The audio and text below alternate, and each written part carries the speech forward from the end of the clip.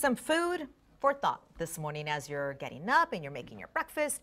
It may surprise you that 1 in 4 Austin families don't know where their next meal is coming from. Yeah, and this week, hundreds of volunteers from the city's tech industry are going to be supporting solutions.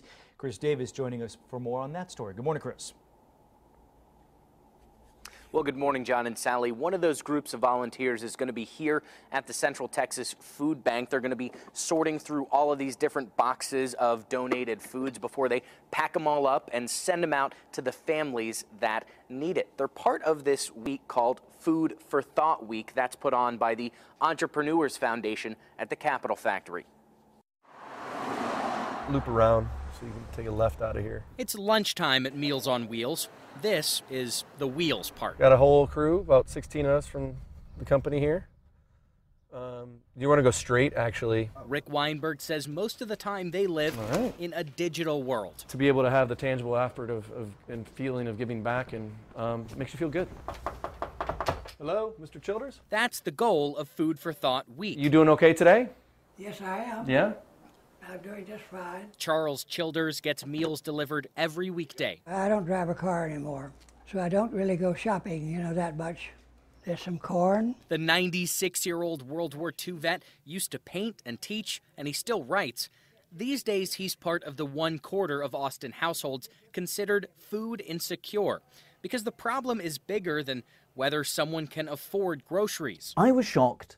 And then I wasn't. UT's Dr. Raj Patel researched this for the city a couple years ago. He found things like health issues and lack of a car can stand in the way of regular meals. The solutions, he says, have to be as big as the problem. Raising wages, making wages livable, making rents affordable, improving transportation, improving healthcare infrastructure, and improving school meal programs. So last one. This volunteer week won't fix food insecurity. But organizers hope some of the people who can find new fixes are here volunteering.